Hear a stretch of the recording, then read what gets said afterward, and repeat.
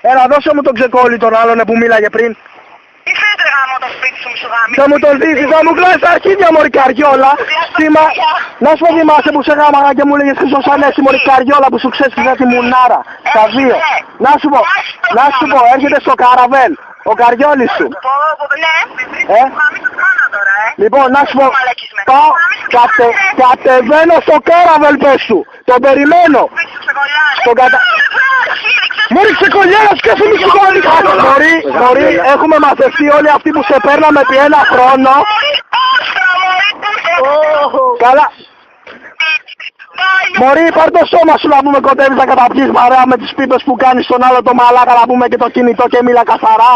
Γαμιόλα, ξεκολλιάρα, συμφιλιασμένη.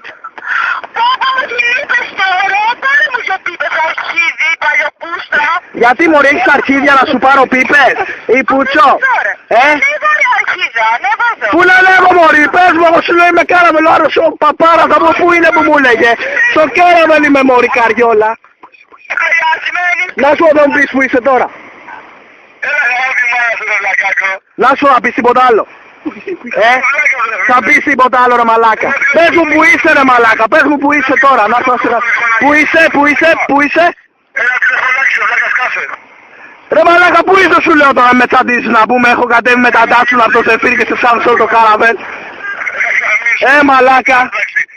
Τι είναι να ψυχιά ρε μαλάκα, χτύπα τον κόλλο στην κόλλα να πέσουν οι καπότες μου παλιό μαλάκα. Ξεκόλλη, συμφιλιασμένα, καρκινιάρι. Το κλείσα.